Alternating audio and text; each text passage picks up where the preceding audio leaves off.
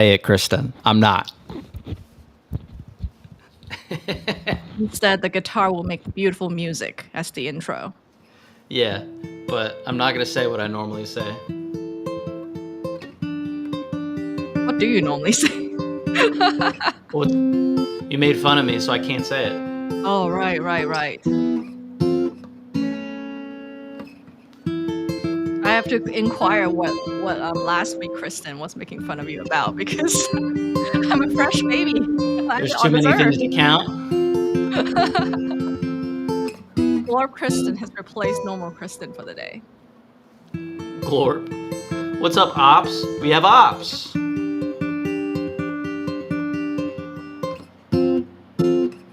Welcome.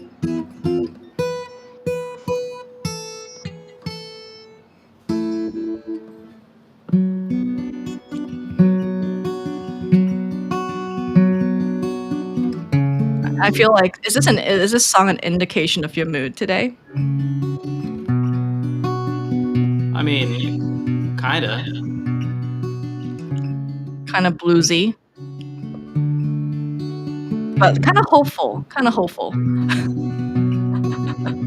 Yes, Ops being serenaded is part of the intro. Something. We should advertise that more. If you show up on time, you get additional live music.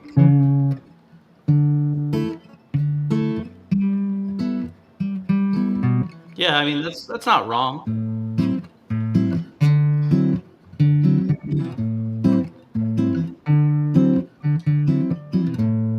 This is more jazzy. Is this bossa nova? No, I mean I got more. This is more bossa nova. Like it's a little bossa nova, but only because of the rhythm that I did. But it's not like a bossa nova would, for me, I think, be a little bit more like. Ooh,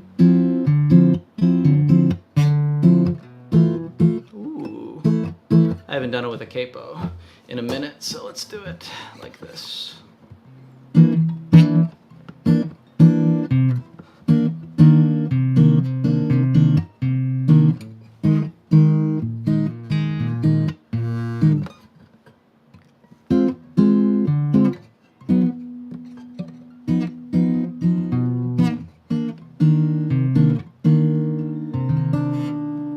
Yeah, it's probably like that.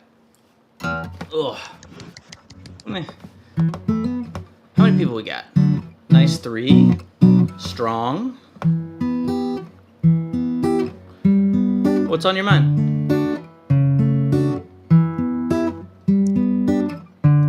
I'm an alien being, so everything is fresh to me. There isn't much on my mind right now. What are we doing here today? I don't know. You tell me. We're here to learn. And I think that's usually what alien beings do. Hopefully, they will not go straight to attack, but you gotta at least learn about the Earth and its participants. Occupants? Oh, are you actually getting a song request here? Can you play Titanic? Nope. All right. Let's knock this out because it's hard to play and think at the same. Fuck. Hold on. While Cameron is miming a All right, I'm 80s back. rocker since smashing his own guitar. Yeah, no, I'm not happy about that. But we're here. How you doing today, Kristen? I'm good. Do you have one of those guitar stand things next to you, like the mini? I mean, I do, but I missed it. Mm-hmm. Oh, I Say see. la vie. I've All said right. the only thing that they can play on the guitar is tight. I'm assuming you mean. Do you mean like your heart will go on? Yeah, that's what I'm assuming they mean, not like the movie theme. But I mean, like I could probably figure it out in like a single line. But we'll try that another day. But so, Kristen, how's your day gone so far? Oh gosh, I feel like your music has set me into a mellow mood, which might be the opposite. Okay, I'll try to be more upbeat next time. Oh. I'll get some ska going. Yeah. Oi. Oh dear. Oh, Are you God. drinking fuel? Yeah, so I got the iced coffee flavor. I was like, oh, I should try something new. Mistake. It's bad. I got a whole case of this shit. Ugh. That's really brave of you to commit to a whole case I before. mean, yeah. I mean, that's just kind of how I do stuff, though. So what are you gonna do with the rest? Are you just gonna like Yeah, I'm be gonna like, drink I'm it. gonna tough it out? Yeah, I'm not a baby. You There, might. So what's wrong with it? Is it not coffee-ish enough, or? it's like okay. Let me narrate the experience. All right, so let me get the lid off. All right, so for the smell, the chocolate one is obviously like a sweetener or like a what's it? What are the sweeteners that they use in like protein bars and stuff? Like a sucralose kind of thing. Is that right? I just picked a word. That's a common one. Okay, so it's like sugar free. What is it? The class of the things called? Sugar substitutes, artificial sugar. Yeah, Okay, but it's artificial just- sweeteners. Yeah, artificial sweetener. So it's like an artificial sweetener. The chocolate one, you're like, oh, this is like artificial sweetener chocolate. This one, honestly, it kind of smells like spoiled milk. Well, Or like that's a little hard to fix. yeah. And so okay, but so like the smell is immediately not palatable, and then like a small taste is fine. Like aftertaste chalky, that's like classic for like shake kind of things, not a big deal. But so the just like a big taste, like honestly, it's less mocha and more like spoiled milk flavored, which I've drank my fair share, so I think I'll be fine. But I think what you can do is dump a packet of Maxim in there to disguise the flavor. I feel like that would make it much worse. Because the other thing about like drinks like this is I don't know. I've never had any good experiences mixing them. Have you? I guess it's kind of like a suicide, but instead it's actually what making you want. Well, soda is like all like sugar, good tasting stuff. So when you mix good taste with good taste, you can get good taste. Like I feel like if you mix bad taste with anything that doesn't drown out the bad taste fully, you just get worse taste. And you get a larger volume of it. I'm not a food scientist though, which I always thought would be an interesting job. Like not enough to actually pursue it in any way, but like you just go to work and you throw stuff in a pot like you're a 18th century royal or like nobleman and just like experiment and like, yeah, no, these are chips. That's crazy. Are you thinking more like Chef Steps, America Test Kitchen sort of thing? Maybe. I don't know. I'm not into like food culture at You all. I don't just think it's spend interesting. like hours of your day watching food YouTubers like I do. No, the only food show I've actually like, I mean, besides seeing shorts on the internet, because I know it's a super popular genre. What's up, Farquan? The MFA. like I know food is a thing everybody does, like everybody eats, or most people eat. But the only food show I've ever watched, I would say a lot, is Great British Bake Off. Aside from that, I've seen like an episode here or there, or like clips, or I've watched Gordon Ramsay yell at somebody. Like that's like the extent of my food exposure. Oh, so in terms of learning, what did you learn from the Great British Bake Off? That you don't want a soggy bottom. I just got the coffee spoiled milk up my nose. Hold on. While Cameron is gagging live on air.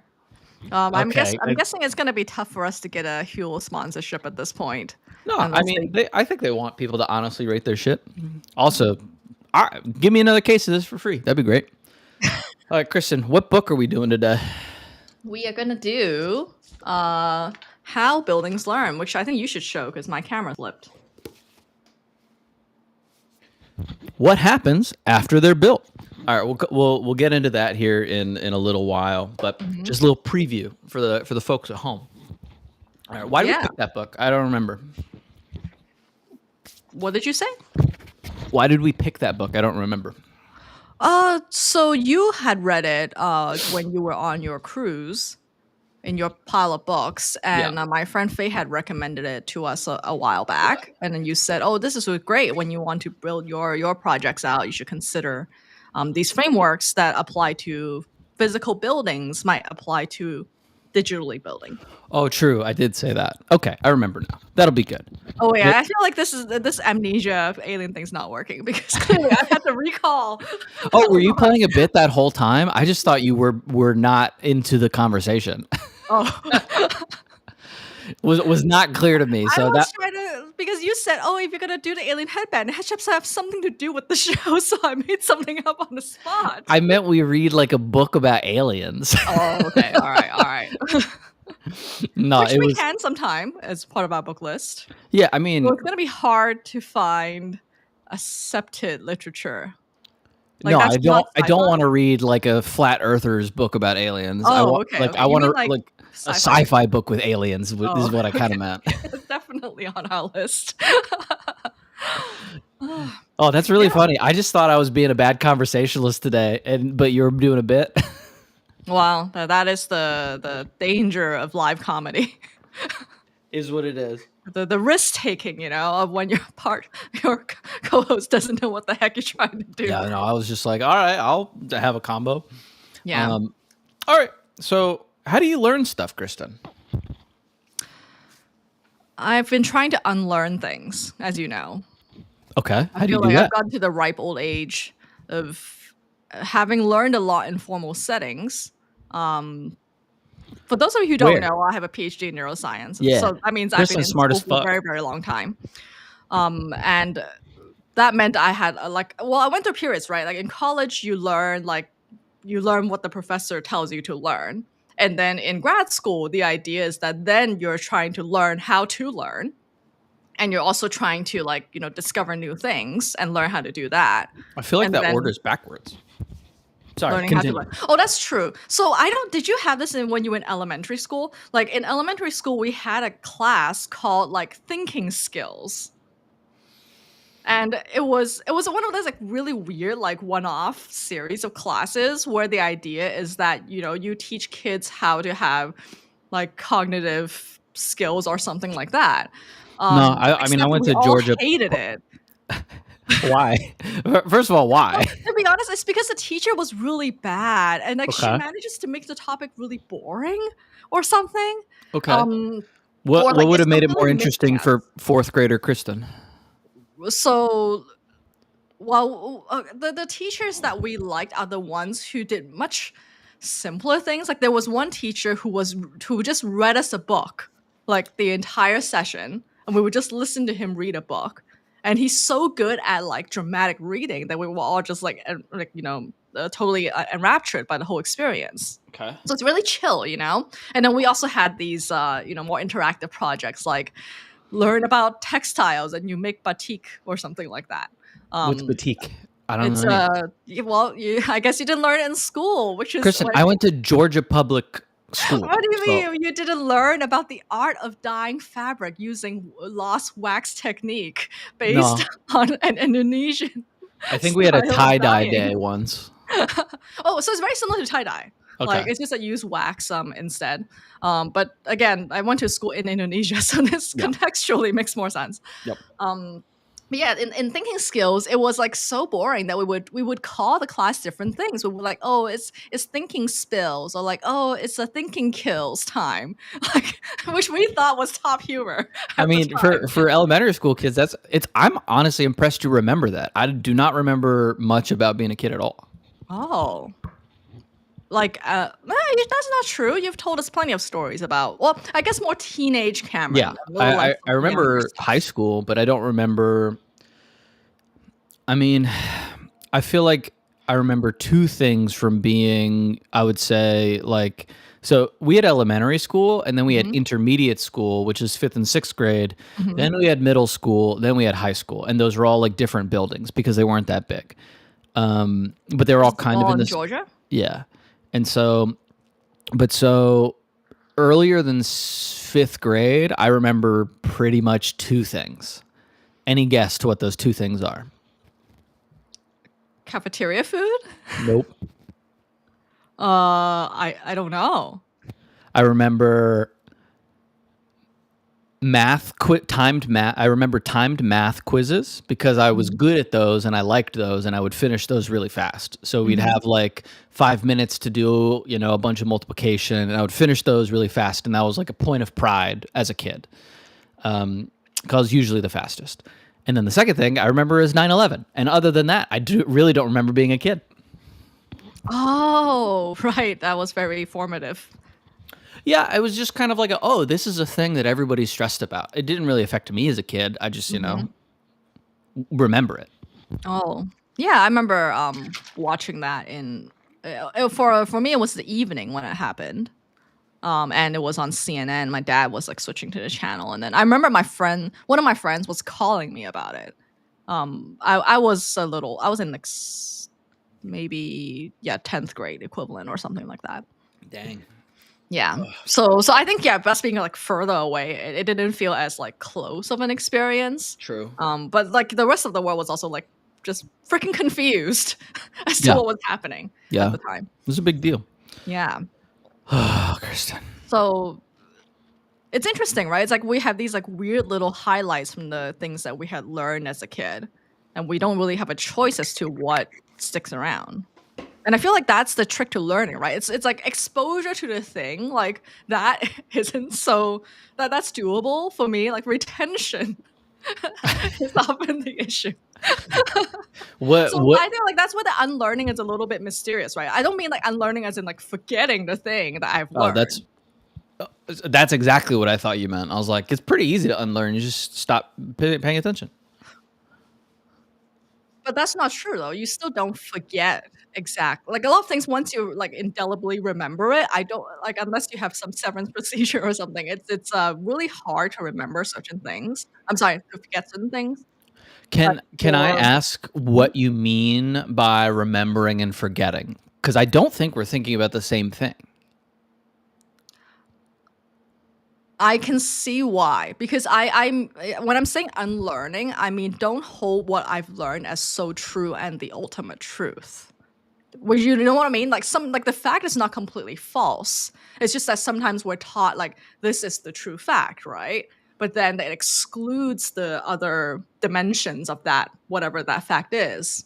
Got it. So you're And that trying to like reset the primacy of different frameworks. correct. Okay. That is more technically accurate. Okay.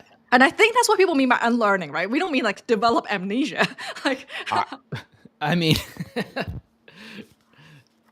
I don't and know. become a well, it's a bit tricky because I can see, okay, like, the beginner's mind situation, right? Like, you want to develop or reactivate neuroplasticity Yeah. so that you can, like, reopen up things more. But I'm pretty sure no one finds it helpful to be like, and let's just forget about the whole thing. Like, I there mean, needs to be the like, we want flexibility, not erasure. I think I disagree in some contexts. Hmm. So like one of there's an Adam Sandler movie, not like an old Adam Sandler movie, but the newer dramatic ones he's been doing the past Oh, like not decade. Lil Nicky. That No, was not very Little Nicky. confused about. Also, shout out 90s Sandler's movies. I think that they're a lot of them hold up to what they were advertising themselves to be.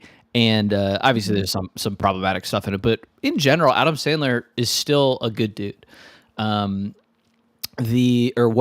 a reasonable dude compared to a lot of other things. Actually, I discovered the Man Show the other day. Have you ever seen that? With Jimmy Kimmel? Yeah. Yes, I do know of the show. What a nightmare. Oh my god. The okay, well, It's that's just so funny to contrast that Jimmy Kimmel with the current Jimmy yeah. Kimmel. So like for anyone that hasn't seen it, I don't recommend the Google, but you can find it all on YouTube. Um so to set the scene, when Jimmy Kimmel left, he handed over the reins to this show to Joe Rogan, and it was like an amicable, same energy handoff. Mhm. And so, like, anyway, Yeah, and in the end credits, there are women on trampolines in bikinis, like, yeah, no, that was a that's the staple. whole thing. Like that, I saw a bit about Jugs University, and it is exactly what you think it is. Ah, It was wild. You So know, wait. So going back to oh yeah, dramatic movies by Adam Sandler. dramatic movies with Adam Sandler. So he does a basketball movie. I can't remember the name of it. Maybe Hustle. Oh yeah. But he's like, he discovers this incredible basketball player. He's like a basketball scout for a team. I think the Celtics. And he discovers this guy. He's like, hey, we got to get this guy to play for our team because he's like a once in a generation talent. Nobody believes him, blah, blah, blah. He uses his own money to get him to the States and like get him into the playoffs. And ultimately, surprise, surprise, he gets to play in the NBA. But as he's like training this guy who's only ever done pickup basketball, he starts like heckling him and trash talking him because he's a dude that's always been good at this thing and better than everybody else. So he's never been pressed and then been mentally pressed at the same time. And one of the lesson, like learning, like turning points in his learning is Adam Sandler being like, look, you got to have a next play attitude when you screw up because you're going to miss like 10 shots in a row, but at the high level, like that's not crazy. And like, you can't let that shake what you're doing. And so like the forgetting the thing that you've gone through is I think a thing that you need to have in your pocket. And it doesn't need to be like just in the moment, like flow sports. Like I think you gotta have like a next play attitude about like starting a company or whatever, because you do stuff all the time that doesn't work. And if you internalize that, you end up putting a bunch of like drag on the thing that you got to do tomorrow, which is, you know, step on another rake and figure out if it's going to make you money or not. That makes me feel better that you said step on another rake because that's how I've been feeling lately. Dude, it is what it feels like. It's exactly what it feels like. It's like, oh, I think this is it. You know, you do the meme of the guy kick flipping with a rake down a set of stairs, and then you just get smacked in the face with it. It's like, okay, well, it was a cool kick flip, but it wasn't the right move. Honestly, I think even if it is the right move, it feels like you're stepping on a rake. Have you ever stepped on a rake? I'm trying to remember if I have now. Uh, no, like as a joke to be like, does it actually work? An exploration of cartoon physics. So very gently, and I was like, yes, it is possible to whack yourself in the face. My I my little brother and we used to ride bikes in our neighborhood. And when we were young, I think like middle school, maybe a little bit younger, we were practicing jackass like stunts. And he was really good at pretending to crash on his bike. And I was jealous, and so I was like, all right, I'm gonna do this like he was. And when I tried to do that, basically the version of stepping on a rake, the last time I ever did this, I jumped off the like a part of the bike got stuck on me, and I just bit a huge gouge through my calf, and I think I needed stitch. Dude, it was bad. So I don't step on rakes metaphorically anymore. No, you're more of that stick a stick into this bicycle spokes meme. Oh, to make it a motorcycle? So we did. Oh no, do you mean to fall or do you mean to make the motorcycle noise? To fall. Oh yeah, no, I I don't do that anymore on purpose. But you did the whole like putting a playing card to make it go have a funny 100% noise. Pokemon card.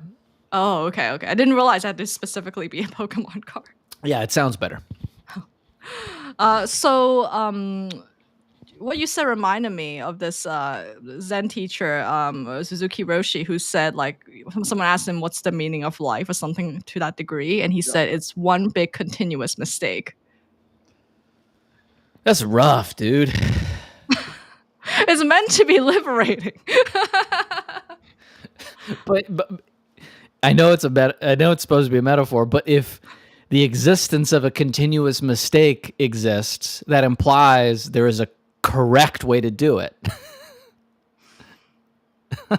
These Zen sayings. I don't know if I'm feeling the lightning bolt on that one.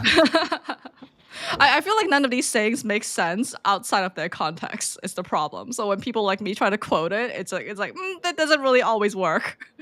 Well, actually, I wanted to ask you because I read that book of cones that you recommended, and like the study of them, and like the theme of like lightning bolts, enlightenment or understanding came up a lot. What does that mean to you?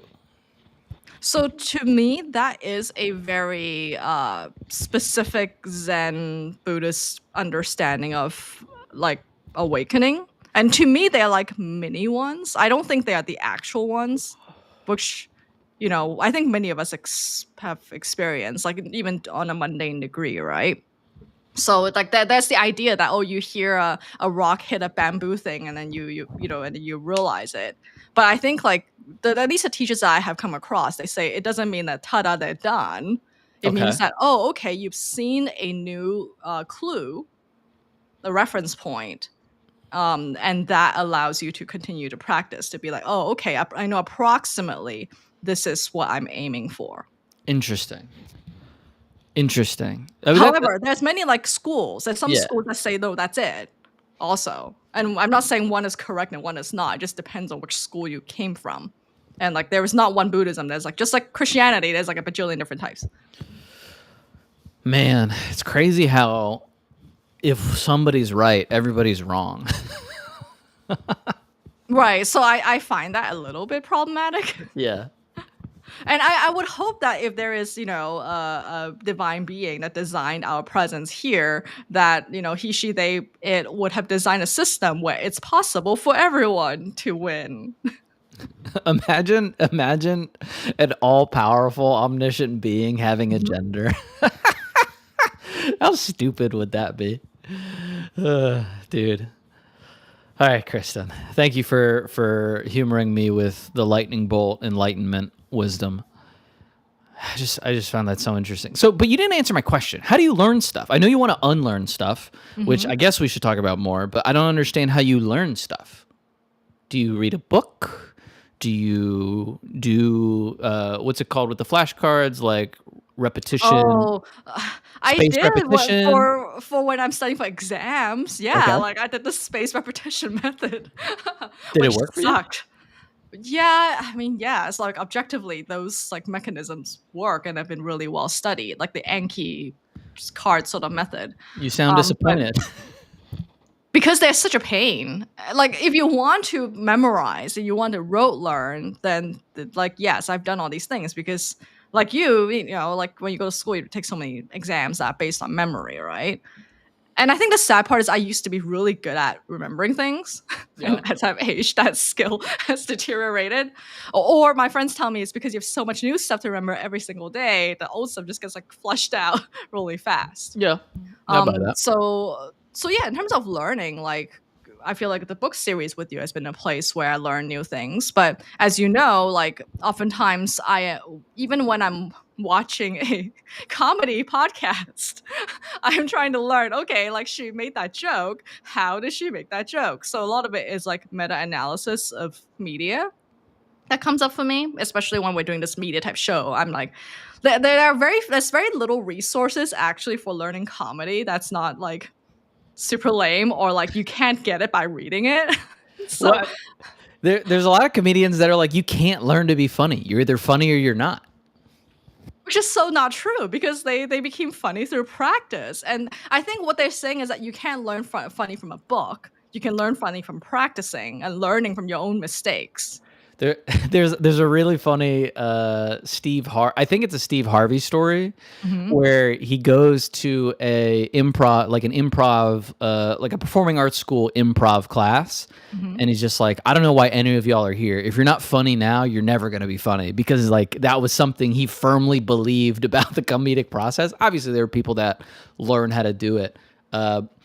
It's interesting to me that how strong opinions people can have about that thing when there's like clearly examples against them. Mhm. But I do like, maybe there's something to the like, hey, learning to be funny isn't the same thing as being naturally funny. I kind of think it's like gatekeepy to be gatekeepy, but maybe there is like some intangible thing. Cause like, I don't know about you, but like I knew third grade, fourth grade class clowns that were just like, dude, everything they did was freaking hilarious. Yeah. And they've only gotten funnier. And Mhm. I don't know how you have learned actively enough at that age to do it consciously. You know what I mean? Mhm. I think we need to like look at more old tapes of famous comedians now and do Sure. like a comparison to understand like what is the range with which you can actually improve. That's funny. I mean, I like having seen like some of these from my favorite comedians. I do look for their like open mic sometimes to be like, okay, let me see how bad it is when they haven't really like workshopped the joke, and some Yeah. are like really bad. So that gives me a bit of hope. I mean, that was like what we were talking about, I think, in the last one. We were saying something about, oh, the Rick Rubin. We were talking about how him demystifying the myth around some songs. It's the Mhm. same thing, right? Where it's like a Netflix special does not come birthed fully formed like to the stage. It is hundreds of hours of failed bits in comedy clubs and 2 a.m. like bar attempts. Mhm. Exactly. So I think everything is learnable. If you want to be like top of the field, you probably have a lot of natural talent to go with whatever you're learning. But if you're learning for the sake of becoming top of the field of something, I think that's really rough because that gives you a very narrow goal, Yeah. right? I mean, I'm trying to apply this to myself right now in terms of business stuff. I'm like, can I just whatever. enjoy it? Is that okay? I mean, whatever happened to I want to be the very best, like no one ever was. He only caught like less than a third of the Pokedex. I mean, He true. was like not even that good, Ash Ketchum. I mean, I haven't done a numerical analysis of his Pokemon Oh, okay. I think I came journey. across this fact a while back of like how many Pokemon did Ash Ketchum actually catch, and you'd be like, oh, actually, very few. But is like maybe the argument is would he have even done that if he hadn't aspired to, be the very best? uh, yeah, I think so. And it's like One Piece, right? The main character Luffy also wants to be the very best pirate Want to king. be king of the pirates. Yeah, yeah. So I think that is a good like thing to aim for. But it's also important to learn that he became a professor despite his incomplete resume. That's true. That is true.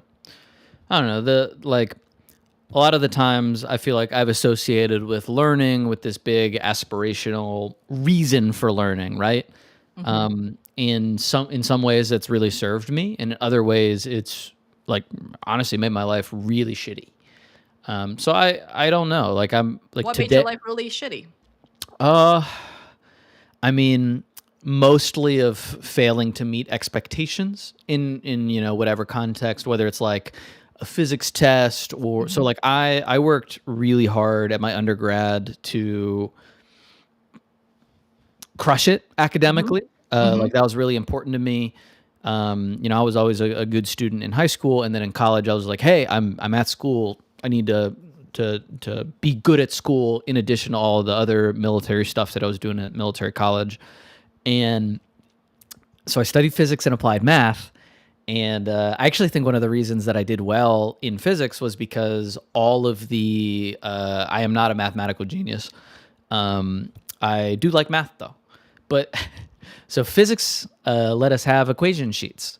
And so it wasn't a ton of rote memorization of things. It was Mhm. hey, this is, the equation for this type of phenomenon. Can you take a context, apply the equation, and like find the answer that you're supposed to get? It's like a bunch of different like layers of problem solving. Math was kind of the same way. It was a lot of, especially like the calculus or the differential equations or the linear algebra. It's like, this is a situation. These are the tools that we're teaching you. Can you apply them to this new problem? Mhm. I took accounting because I had to take a non-hard science class as part of my undergrad degree, and it was my only I B. like how you're like a non-hard science accounting. Well, I mean, like I had to take like a business class or whatever, and I was Mhm. like one of the only intro ones, and it ended up being my only B because when I Mm. went to ask the professor Mhm. before the final, I was like, "Hey, can we bring an equation sheet to the final? Like this is what my major typically allows." He replies, "Yeah, of course." What I didn't realize is that he replied, "Yeah, of course," sarcastically. So I show up to the final with an equation No sheet, way! and And you he's, still got a B? That's really good. I mean, it was That's so because I embarrassing. bombed the final. Like I had an A going into it, and then I bombed the final, and Oh, it brought okay, me okay. down. And This so is I like was, one of my nightmares. yeah, no, I was pretty mad. Um, Yeah, yeah. and so, Oh, but man. like I kind of go along to get along sometimes, so I didn't like fight it or anything like that. But Oh, wow. I was pretty unhappy. Mhm. And so I'm not a big fan of the rote memorization, but there are a lot of things that are useful to have in your pocket, like instant recall. So I understand that. Yeah. Well, that's so funny because in like high school, we also had accounting as one of the possible electives. I went there the first day. The book was this thick. I unsigned up right away. You're a problem solver, Kristen. I was really good at optimizing the right classes to take when I was younger, actually. I really admire my younger self. Optimizing for what were you optimizing for? You're optimizing for the right classes. What does that mean? I optimized for classes where I didn't end up competing with the smartest kids. So you're optimizing for grades. Yeah, That's I the was assumption, right? optimizing for grades, yeah. Yeah. Okay. But it ended up bringing like classes I really like. So I feel like I lucked out in that way. Yeah. I But mean, I like, it just made me I think it's one of those things like where like positive proof leads to more positive proof. You know what yeah. I mean? Because I took these classes that were easier for me, that made me academically excel on paper, which made me academically excel later. Yeah.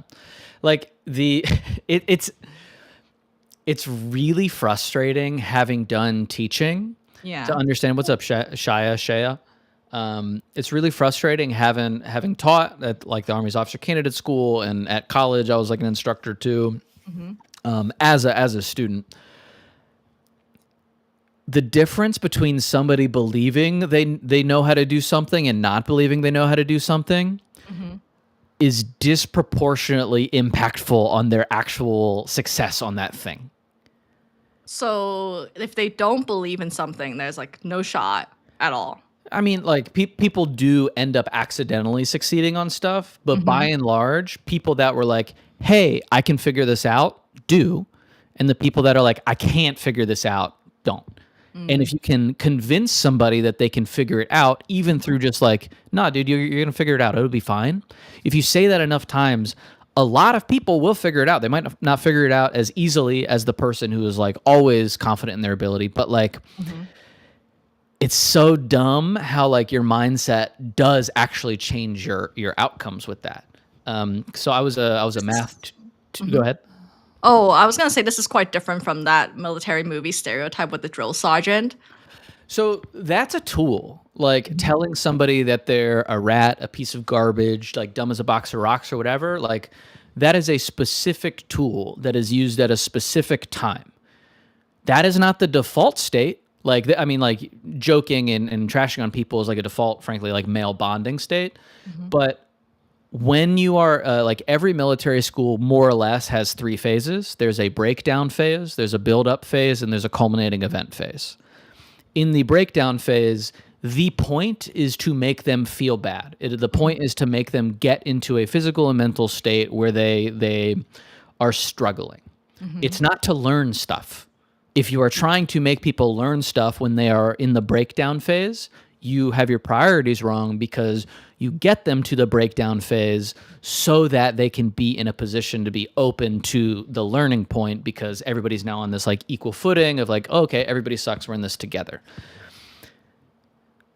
Most of the bad stereotypes about the military come from like seeing that phase, which is like a tool, a specific part of the experience, not the whole, and applying it to everything because it's like big and flashy and most people don't get screamed at on a daily basis. In the learning phase, the point is to get that person to have the knowledge or the skill or like the understanding that they don't have in in like a previous phase or before they came to the school. Mhm. And selectively you do administer corrections, but that's not the point of it. And so it's like very much a deprioritized part of the experience for the most part. Mhm. If somebody understands the pedagogy and like how to actually get somebody to learn stuff. But like as a math tutor, I got really frustrated because so many people came to me being like, "Oh, I'm just bad at math," and they were bad at the math, but not because they were fundamentally incapable of learning math, but because at some point during their math learning journey, Mhm. they were missing a key part. They were missing some part of the building Tell that it you to are really me. building. Yeah. Well, okay, so you know we're gonna talk about how buildings learn here. Mhm. I've used this as a metaphor for like how to learn math my Mhm. entire life. And like you're building a house. If at any point during the process of building your math house, Mhm. you are like you forget a key part of it, or like a teacher doesn't provide you with a key part of it, the house won't stand up. Like you need the foundation, you need to understand what numbers are, you need addition, subtraction, multiplication, you need all that stuff. Mhm. And then when you're getting the frame of the house set up, you probably need to learn what a variable is, right? So that you can learn how letters can be numbers too. When you're building up like the frame structure of it, you start learning the more complex things. You need to understand how geometry works in some capacity, how calculus works eventually, and like all these things build on top of each other. And if you are missing the nails in the wood frame of your house, it's not going Mhm. to stand up. And so most of the time, I would find that people had never really gotten like how to move stuff from one side of the equation to the other. And then once they got that piece of it, everything else kind of made sense to them. And they're like, Mhm. oh, I just needed someone to like unblock this part of it. Mhm. Um, Mhm. which is actually a really interesting segue into this book. Yeah. You wanna rock your ultimate you wanna rock your opening statement? Opening statement? Yeah, Yeah. sure. So, How Buildings Learn, Stewart Brand. Fantastic book. So my opening statement is that, like, it's to Spoiler me. alert. Oh, right. The rating of the book will come at the end of this segment. So for me, it was when I first like heard about this book, I was like, how the f do buildings learn? They are inanimate beings or It's structures. it's an Um, interesting question. yeah. So in short, like this book brings in the time and human dimensions. And allows you to think about how buildings and how like people learn Yeah. through these new ways, these like new vectors that I haven't really thought about in a while. It makes Um, 3D 4D. yes, exactly, and along with like little human beings walking around inside you. I don't even know what D that is. So Okay. yeah, so I'll just like quickly drop some of the hints because I feel like the vectors are a little vague unless I name them. Yeah. So I think like in terms of like actual physical structure, they talk about like building horizontally versus like vertically, right? Like those affect how human beings within the building can communicate. If you're on different floors, then say goodbye to communication. You're not gonna walk up the stairs. Right. Like are you building for like optimizing, or are you like satisficing, which is something I have thought about before. Um, are you building for like fractal and like humane complexity, or are you trying to be like pure and simple? And this is the big one that I want to spend time discussing with you, that I realize has been one of my, like, speaking of the moving thing the equation from one side to another, Yeah. I realized like, oh, this is the one that is my like empty space Oh this yeah. entire time in my little Lego block. It's this synchronic where you're trying to fit everything together at one point in time, or whether you're thinking about diachronic, how you fit everything over time. Like that is the big one. Ooh. Yeah, Because I'm yeah, always yeah. trying to make everything fit all at once, and I Yeah. realized that, oh wait, you can't do that all the time. They made a movie about that. It's called Everything Everywhere All at Once. Yeah, which is oddly autobiographical for me. So isn't that so strange? So yeah, so if I feel like there's a lot of like dimensions that you're not gonna find in the average book that's not about urban design. Fascinating. I think that that is an interesting starting point. Mhm. Kristen, I really think that this is a book for nerds. The like it's it what really stuck out to me is the secondary, tertiary, fourth, fifth order thinking about like one design decision about a house turns into like the nth consequence, 5, 10, 30 years down the line. Mhm. Most people don't think like I don't think most people thought like this in the 90s when it came out, but like certainly nobody thinks like this today because we got our phone and a new thing comes out every 5 seconds on a slow day. And so it's like it's like a book that you need a certain mindset. Like I don't Mhm. think you need a certain persona, but you need a certain mindset going into it of like, oh, we are going to approach this the long way around. And that doesn't mean it's like super slow, although I think it gets repetitive in some slot in some, I think it gets repetitive in some spots.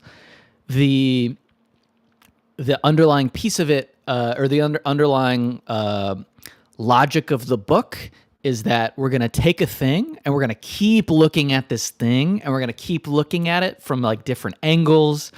And then eventually we might pull some principles from it, but that's not the point. The point is to go through the practice of like looking how a decision or a set of decisions plays out over like a century, Mhm. which is fascinating because it's not really how I think about most things. And it's also why it's really popular with software engineers, or at least like a cluster of software engineers, because code bases and buildings have a lot in common. Oh, right. You Yeah, inherit what you got. yeah. And so we could talk about that too. Mhm. I wanted to ask, like, was there any part of the book that you like any vignette? Was there any vignette you found most interesting? I really like the parts about, the president's homes because I Oh, I'm watch, so glad you said that. yeah, so I watch a lot of, like, Townsend and Sons, so they do, historical reenactment in, like, Monticello and George Washington's house, so I've, been exposed to that before, and I've always wanted to visit those homes to see what's about. Since I've read the, Hamilton biography by Ron Chernow, Yeah, my perspective on this whole situation is only from that perspective. true. And we also got to read a Chernow book on here. Like we just Yeah, we gotta. do. Oh, we should do Titan. What one was that? Was that Rockefeller? I think it's Rockefeller. It's really thick though. We Yeah, I don't. we need a bit of lead time on that one. Yeah, I don't know. We'll see let's look up the SEO. We'll see which ones have good SEO. That's so funny.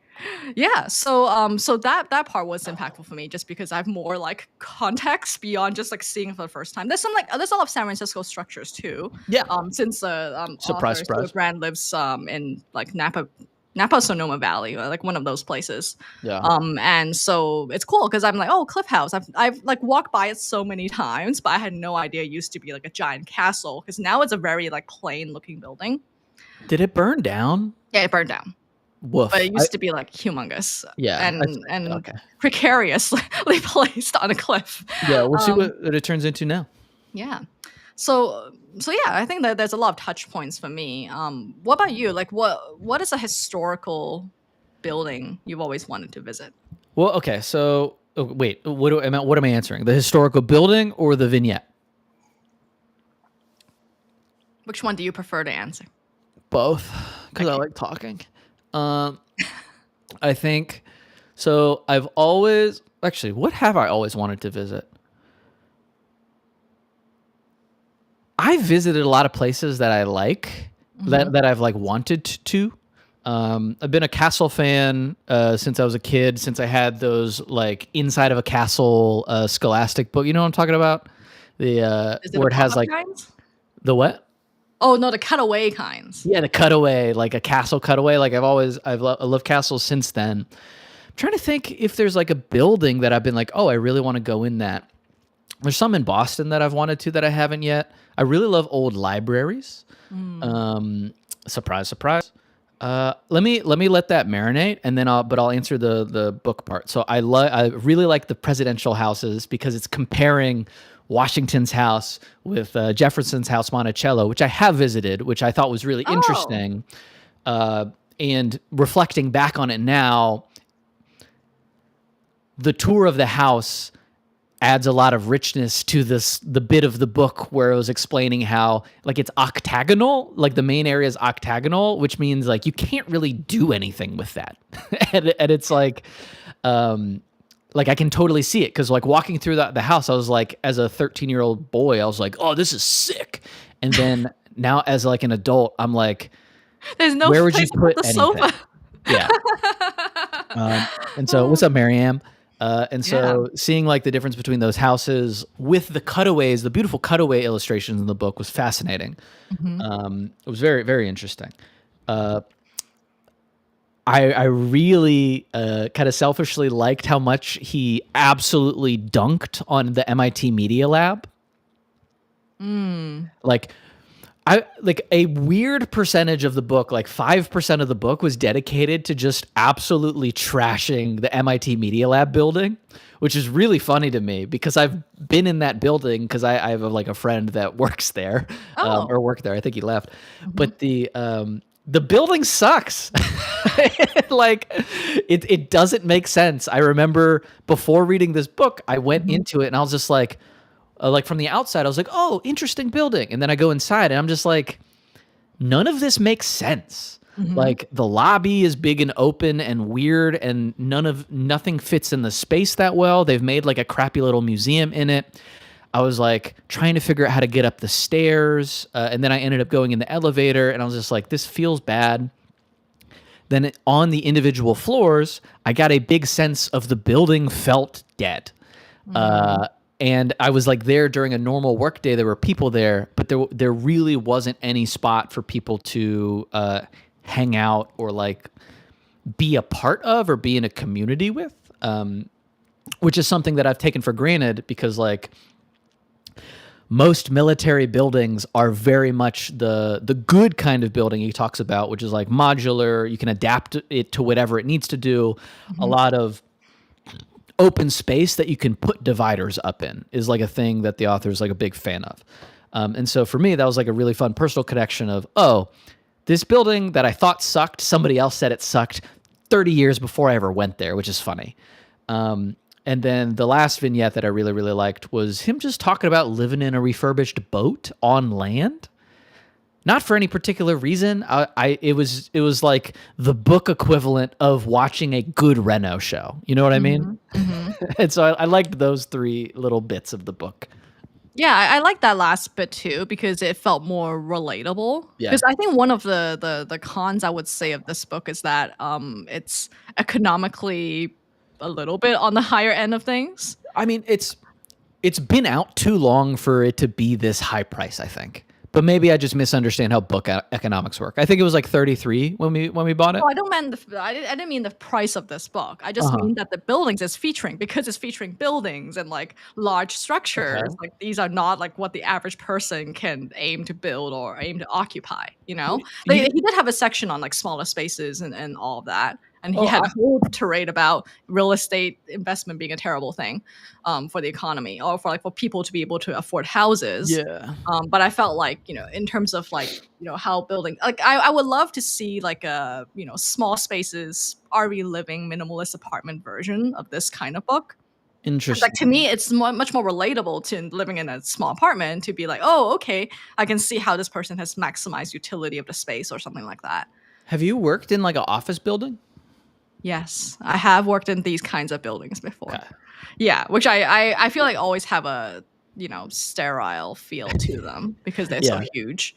And, like and then universities, right? A lot of these like buildings are representative of how universities are structured. Yeah. I definitely didn't. I don't think I had the same hang up you had, but maybe it's just because like I do a thing where I like mentally anchor on stuff I find interesting, and I like immediately forget stuff that I don't find that interesting. What's up, Bear Basher over on Twitch? So it could just be my selective memory of actively forgetting things that I don't care about. I thought it was interesting how he mentions that his wife had a mail order business for horse stuff. Okay, yeah, let's talk about that. Like, I don't know what that made me feel, but it made me feel something. You know what I Right? mean? Okay. Like like it was a multi-year catalog business Mhm. of they just I guess they were like the middle people, like middle people. I was trying to be like a fair way of saying middlemen, but like they were like the middlemen in this, hey, we know where you can buy horse related things Mhm. and just write into our catalog and we'll, send us 19.99 and you'll get like the Yeah. latest horse stuff. Which like Old-timey Shopify for equestrian I mean like needs. it just screams early 2000s commercial to me. You know what I mean? Like Zoo Pals and not Zoo Pals, the Zoo Books Mhm. You know what I'm talking about? Or like maybe I was a kid when you were already past that stage.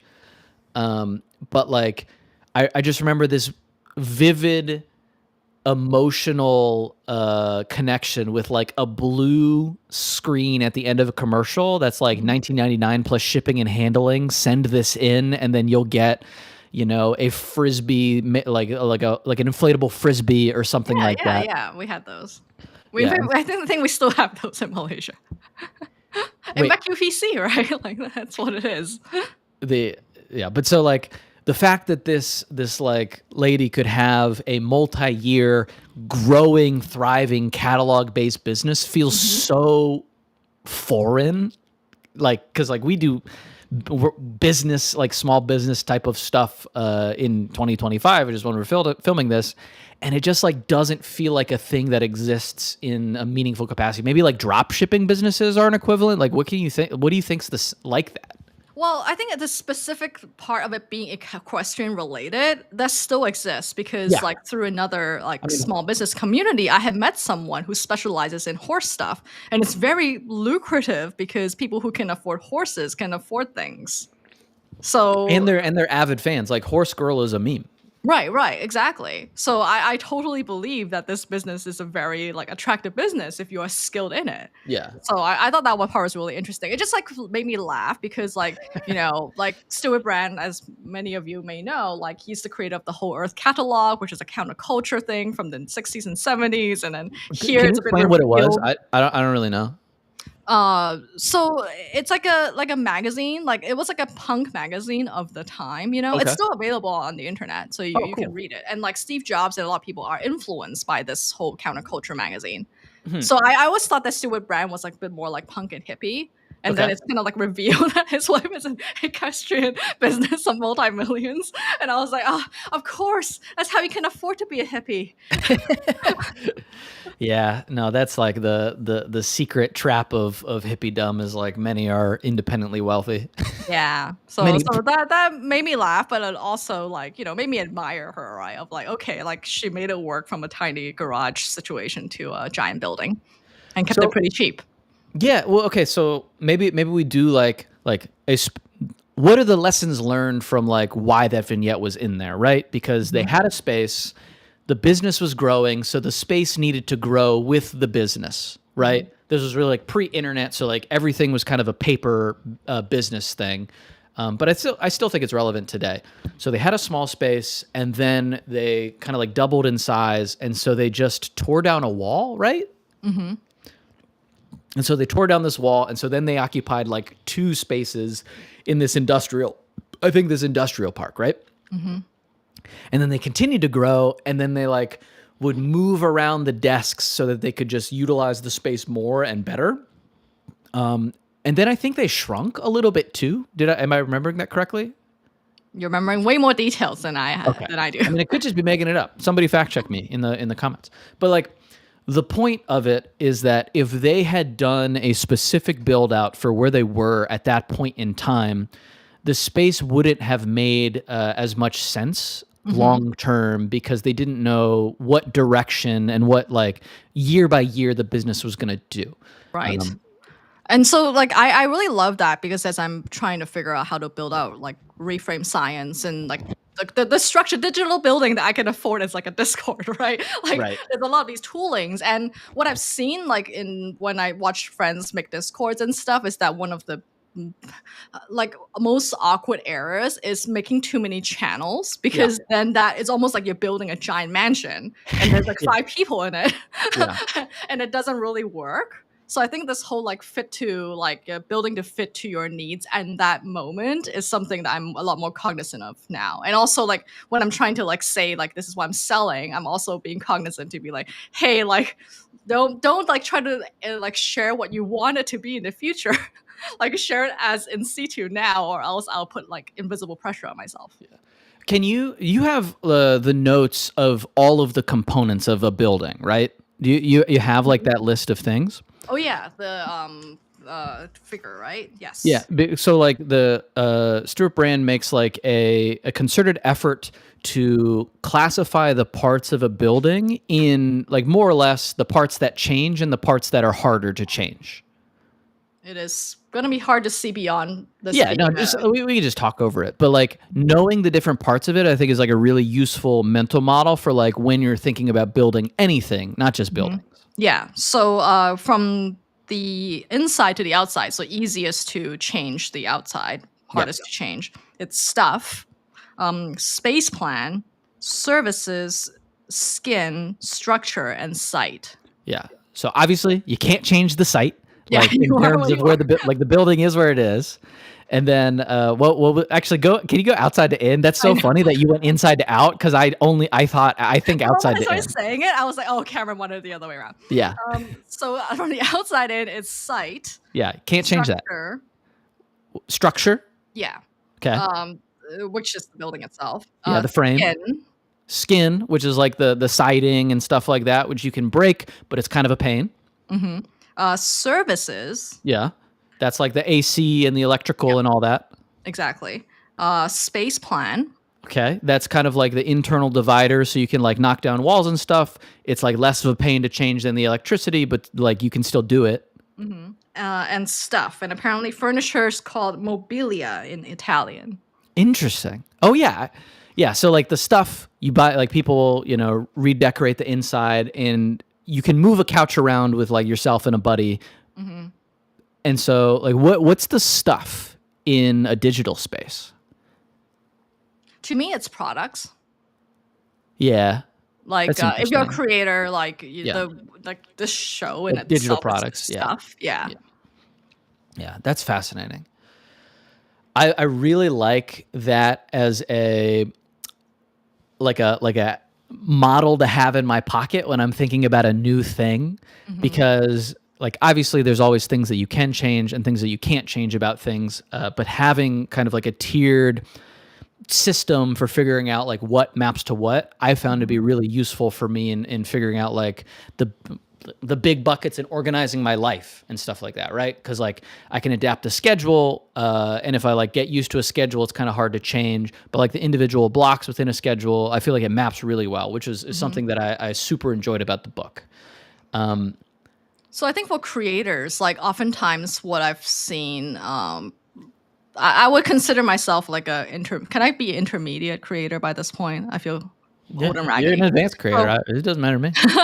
so like someone I've seen like try things and then stop trying things as a Yeah. creator, like the early ones. One of the biggest like I want to say error, but like it makes things really hard for them is they over anchor on they think their product is site. Like they think their stuff is site. Yeah, Like they where think the first thing that they make is the final thing that they make. right, or like there's no like continuity that's possible because as you know, like you can make tons of stuff and most of it won't land, right? And Yeah. like that means if you're like anchoring on the product being a hit, then you are placing all your chips on that table. Yeah. And whereas if your site is yourself and Yeah. I'm following your journey, then I'm gonna stick around to see your next thing. And I feel like that's where I've seen like most of us struggle with, including myself. Like it's Yeah. like when you don't have that continuity of persona, which I think is the site, like that makes it much harder because it's gonna be one bajillion things before something's gonna hit. And how do you like carry that along throughout the journey? Structurally, that makes short form video really problematic for creators. Which is a known thing. Like a lot Yeah. of like famous like big time creators say, "Oh no, like shorts bring in a totally different crowd and they don't stick." Yeah. Oh, I mean, I think it's like the audience is obviously part of it, but the short form video itself Oh, the product. is the bitification or like the productization of like a slice. And so like the short form video isn't about the creator, it's about whatever value they can shove into the 15 seconds that somebody's watching. Right. And so if the value is like a bit where I'm like wearing a funny hat, people connect with the funny hat, not the guy wearing the funny hat. Yeah. And so like, you turn into this I mean, basically like a pre-Flanderization of people. Exactly. So, for those who don't know, Ned Flanders is a character on The Simpsons. And over the time of this very, very long running show, he became a more and more exaggerated and flattened version of himself. And this is a very common thing that happens with sitcoms because if your sitcom, everything resolves by the end of the episode, that means everyone's reset and nobody grows and everyone becomes a more like caricatured version of themselves. Yeah. There's some really good interviews about like people that have done long-term, long-running shows. Like there's one interview with the cast of New Girl where they go into kind of how some of the actors on the show got it and some of them didn't.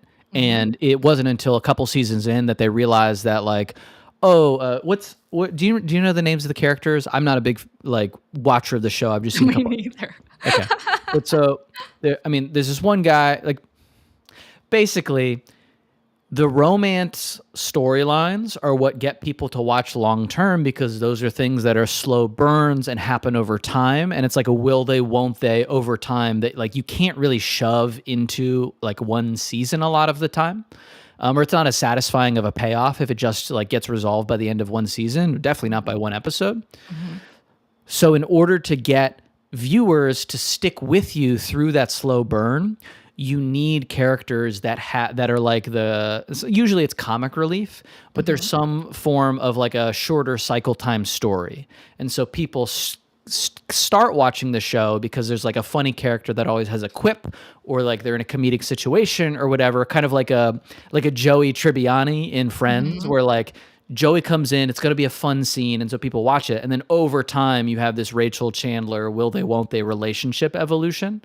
And like, but you can't get that a lot of the time in the first few episodes of it. So you need that aspect of it to give a more immediate payoff, which is interesting in the context of buildings because the building needs to work on day one, but ideally it also works on like year 5 or year 10.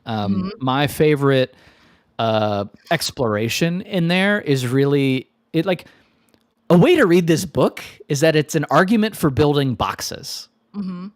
And if you build a box, you're going to be in a pretty good spot to expand that box into whatever it needs to do next. If you don't build a box, it's going to be hard to do the thing that happens in year 3, year 5, year 10. So what shape do you think people are misbuilding or are building by accident? That's not a box. So, I mean, the author really hates weirdo roofs. But like I think people they build I mean, like I'm not a freaking building designer, but people build the box. Actually, now I need to think about this. What do people? I want to say like as someone who has built many non-boxes. Yeah. I think oftentimes it's more like a box with incomplete sides or something like that. Yeah. Like oh, you didn't finish one wall, or like they're like So right now like there's this language shift that I'm noticing where instead of saying like MVP, like minimum viable product, like it's like you say SLC, like simple, lovable, and complete. Sure. And I feel like the whole like complete aspect is the close. Like you gotta close your box, gotta have a lid on it, and it's hard to make this like complete thing. Like at the scale, like a smaller scale that one can do given one skill set. Well, so I was thinking about buildings, not in life. So now that I'm caught up, I think the thing there's like two problems. One is the problem that you're talking about, where you build a thing that maybe does part of what you want it to, but before you get to the point where it is like a round trip of delivering the value it's promising, you give up or you don't put as much like time and care into the parts of it that people come to expect. One big thing that jumps to mind in terms of like selling a product is it's not just like a product that you make, whether it's like a PDF that's useful for people, whatever. It's like, how do people get to the product? Right. And so like, that's where a lot of creators don't really think about is like, hey, I made this really interesting document or like a course or whatever. And then they don't have a way to get people there. That's not just like a very simple sign up link. I would put that in the same camp as like, hey, you need to think through this simple, lovable, complete. The other Oh, that's problem, interesting. I didn't think of complete as including the distribution channel, but I that makes mean, sense. It's like building a house, but there's no road to get there or something. yeah, I think that's fair. But like distribution and like a sign up funnel are related, but not the exact same thing. Mhm. But the other problem that I've done a lot, and I think you have, and a lot of people that do stuff on the internet have, is that they build for they want to build the thing that is truly what is in their heads, not like the foundation of what will facilitate what's going to be in their heads a week from now, a month from now, 6 months from now. Mhm. Like we kind of call some of it premature optimization when writing software, right? Where you spend too much time, figuring out how to make it fast when nobody's visiting the site. But one example is I won't say the name, but like I'm working on a poetry project website, and one of the things that stopped me from publishing it for a long time was because I wanted to have like all 100 of the things that I've written in the past like year up Oh live. yeah, I have the same issue. Yeah, I didn't realize that was the reason Yeah, why. I got there eventually. The and yes, it's not going to be as good as the thing. Like a Mhm. box house is not as good as like a box with a bunch of other boxes attached to it. Right. But once the box is out there, like Mhm. you have the basis to adapt and react and extend it to what naturally comes up as opposed to what you think might come up. Right. Um, So this yeah, goes back to the whole like synchronic versus diachronic building yeah. situation. Okay. Yeah. Yes. Talk about that.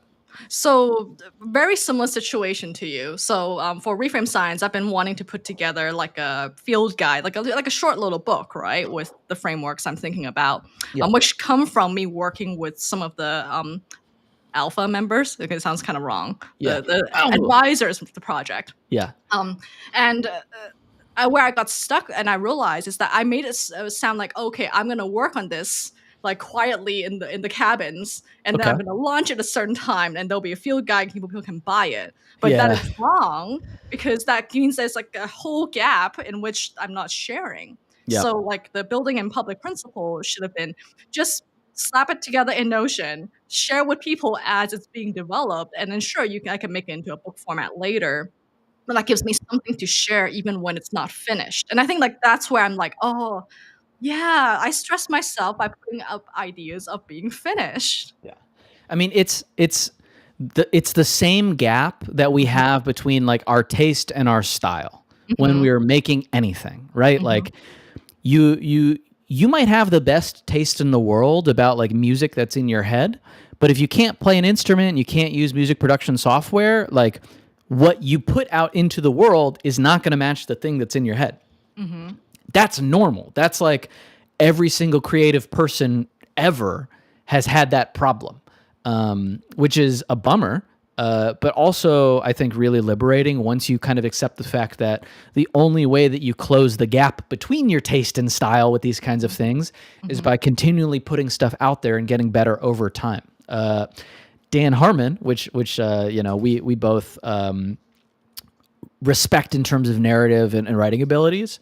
I think I sent you this interview, which will drop in the Discord, because I don't think I've done that.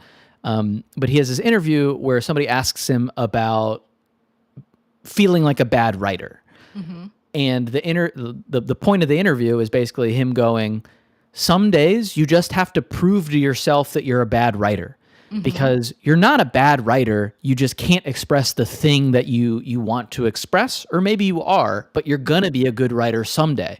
And so like the way you get to the good writer state where your good writing goes out into the world is by being like, okay, I'm gonna do the thing until I'm not bad at it anymore. And like his mental model is prove to yourself that you're a bad writer by writing the thing. And odds are it's not going to be that bad, but even if it is, that's still necessary practice. I love that. I will take that home with me. Yeah. So Kristen, I think it's time. Oh, for the book rating, The I'm book rating, presuming. the tier rating. No, the time for the culling, the rapture. Mm. We're gone. We're gone. We're gone. Imagine I just get raptured on stream. Incredible. I think there there is a comedian with a joke about this. It's like, what if you're like in the toilet or something when the rapture happens? How inconvenient is that? Pooping in Um, heaven. so, did you have any cons about the book? I think we've been very complimentary. I think I said what I wanted to say, Mm-hmm. and my rating will reflect that. I think there are a lot of cons to the book. I don't think this is a Oh, book most people will like. oh, I okay. think it is. Here, I'll give my rating. I'll give Yeah, my rating. yeah. I'm not going to give this a C. I thoroughly Oh, enjoyed this book. I recommended it to you. I uh-huh. wouldn't recommend it to most people in most situations because it's not going to make your life better immediately. You got to get deep into it and kind of reflective and introspective on it to figure out Mhm. how it applies to you. I don't think it's made with any particular person in mind. I think it is just Stewart Brand being a nerd talking about something that he's really passionate about. Mhm. And if you're a nerd and you like kind of like really sitting with an idea that might not be valuable to you and going down a rabbit hole, like Mhm. it's going to be a good book for you. But I don't think that's for most people. So it doesn't get a C from me. Oh. I Surprise. hope people actually like listen to this part of the show to realize what we mean by our ratings. Yeah. Um, I feel the same way. I feel like it's like if you love urban design, you probably have already read this book. True. And if I want to make analogies from this book, I wouldn't make someone read through this entire book. Yeah. I would just tell them what I mean as an I'd send a analogy. cell phone picture of a page I like. Yeah. So I feel very torn because like I think people who love architecture like this would be a perfect coffee table book because Yeah, for sure. it's almost got that similar quality to the Rick Rubin book where it does make a good like flip a few pages sort of thing, Yeah. like because there's no continuity between the chapters per Yeah. se anyway. Super accurate. No, it's not a cohesive narrative. It's just a Mhm. bunch of different things that he's talking about. Yeah. So lots of little vignettes, but in terms of practicality, like even lower than the Rick Rubin book. Definitely. Yeah. I enjoyed reading it, and I understood what you mean. I was very inspired Good. to think about the site structures stuff situation that I often struggle with, and like the building for over time and not trying to make everything happen all at once. Yeah. That hits. Hmm. It hits very much in an age where it's so common to one assume overnight successes are actually overnight and they are constant and always happening. Like this book is the anti overnight success, I think, which is not the right thing to read for everybody at every point in time. Hmm. But like having some longitudinal thinking is helpful. So is that a C or a no C from Kristen? It's a no C. No C. In terms of our canon of books Yes. that I would like to recommend. Yes. Okay. So we're gonna try something different with the third C in our ranking tier. It's like a 3 C's. Is triple C is the highest ranking. Chat. If you're watching this, if you're someone watching the video, read the book or just comment about our review of the book and let us know if you would give it a C or not. And then we'll tally it up in a few weeks and we'll adjust our tier systems over time. I think we probably have like some sort of regular schedule where we adjust tier systems based off of comments. Right. And if you want to see the latest graphic showing the different books and the tiering, please come to the Discord link. Yeah. Drop Yeah, we'll below. drop it. It's in the description of the Yeah. video for sure. So no C's right now. Maybe a C from chat. I doubt it though, because I don't believe chat is going to be excited about this book, but I could be wrong. Kristen, Though when I mentioned it on Farcaster, those who've read it really like it. But again, it's a self-fulfilling prophecy because if you picked up this book, you probably like it. facts. All right, Kristen, what do we read next week? Yes. So we will be reading Everything is Tuberculosis by John Green, one of my favorite people on the internet. I'm surprisingly excited. Oh, we got a first C. Okay, ops is Nice. the ops are being ops right now. The good. Fight it out. You got to drop it in the comments after the video gets published, though, for it to be counted officially. So Everything's Tuberculosis. John Green of the Green Brothers fame. Kristen, why should we read this book? Well, as a John Green fan, like so he is also a chaplain by training. Oh, I didn't So, know that. which I thought was a really nice coincidence. That tracks. Um, Yeah, and I've always wanted to read this book because he's been like, here's an example of a person who has taken an extreme obsession and made it Okay. into a narrative. And I Yeah. feel like, to me, that feels like the ideal special interest to book pipeline that I would like to learn how to do. You're this is an aspirational book for you, is what you're It saying. is, it is. Okay, I'm excited. And I also like, I feel, to be honest, quite allergic to pop science books Same. because a lot of times, like, it's like, oh my gosh, I'm losing the name of that cognitive bias, but it's the one where once you like once you notice that something that you do have an expertise in is wrong, Oh, yeah. espoused by one person, then you start to question, wait, does that mean the other stuff is correct? I So thought I don't think that's the bias. I think the bias is you notice when it's wrong for you, but you accept everything else. correct, Yeah. yes, that is more accurate. So for me, when I read pop science books where I happen to know that field of science, I'm often cringing and being Yeah. like, "Oh, like that that is technically not even that accurate, but it makes Mhm. for a good story." Whereas because John Green is so thorough normally, I feel like, okay, like here's one author that I'm hoping did a great job. I will still fact check, Yeah. spot fact check, and see whether he's correct. But I just have a lot of high hopes for how this book turns out. Realistically, I don't think I'm gonna fact check anything. Of course not. But I honestly, when you brought it up off camera, I was like, all right, whatever. But then I saw a little clip of John Green on a news show, talking his book because it's coming out next Tuesday. And they were just asking him questions about how is this like tuberculosis? How is this tuberculosis? And three quick, it was an edit, but three quick answers in a row was like, oh, whoa, these things are connected to tuberculosis in like a weird mentalist kind of way. Mhm. And I was like, okay, maybe everything is tuberculosis. So I'm excited for the excuse to go down a pop sci rabbit hole, which I also have avoided for the past few years, just because like I was like a big Malcolm Gladwell Freakonomics like Aw. reader for a while, and then I was just kind of like, oh, the world is a little more complicated than this, and oh, I'm reflexively rebellious. So when a bunch of people started to like it, I was like, oh, I don't like this anymore. But I do think John Green is a good enough author and a good enough storyteller that I think it'll be a cohesive, fun little jaunt to read, and maybe I'll learn something about tuberculosis. Who knows, Kristen? Have you read any of his other books, like the Anthropocene Reviewed and all of that? No, I have not read. I am not aware of having read any John Green. I thought he wrote like young adult fiction. Mostly, that's what he's known for. Yeah, Fault in Our But the Stars and stuff. Anthropocene Reviewed is a nonfiction, like short, like long essays compiled sort of book. It's really good too. About what? What is it about? Humanity, Okay. humanity, and the things that we do. Okay. It's I'm also not. like somewhat it weaves in a little bit of his autobiography. So one thing I'd be really fascinated by is like how did he become so good at writing? And what happened was like he was like pretty poor, but then he was working for a one of those like old timey digests that give you summaries of books and review them. So it's Yeah. almost like an Amazon like book review listing, and he Yeah. only has so many characters to tell you about a book. So he had to Mm, train himself on density of information got it. um, over like, hundreds and thousands of iterations. And I feel like, oh, like he actually had to deliberately practice writing. And that's why when he's like talking on air, a lot of times he wrote it all down and he has to like practice it, like a lot of times Yeah. because he said like he's shown what a supercut of all the times he screw up. And I was like, okay, that makes me feel better.